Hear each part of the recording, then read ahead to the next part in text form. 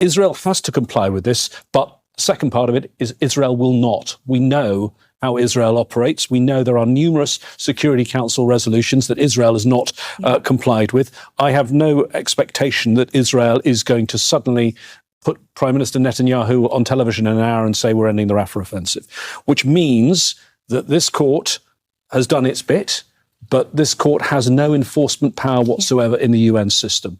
The enforcement power goes back to New York, and it's then a question of the Security Council and the General Assembly, particularly the Security Council, because that has the power under the UN Charter to put in enforcement measures. If the Security Council decided it, it could send in an international force to make Israel do what it wants. So the pressure is on the Security Council, but in particular, the pressure is on the United States. Absolutely. We saw the outrage in the US earlier this week when the International Criminal Court, that's a separate court in The Hague, came up with recommendations from the prosecutor to then have to go to judges, that Prime Minister Netanyahu and Defence Minister Gallant should face arrest warrants for crimes against humanity and war crimes that have taken place in Gaza. It's harder for the US when it comes to this. This is the International Court of Justice.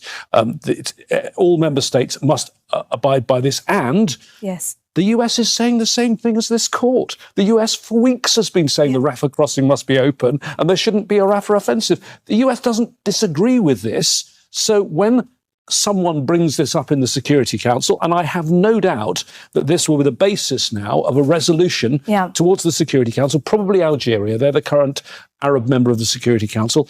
How is the US going to veto that?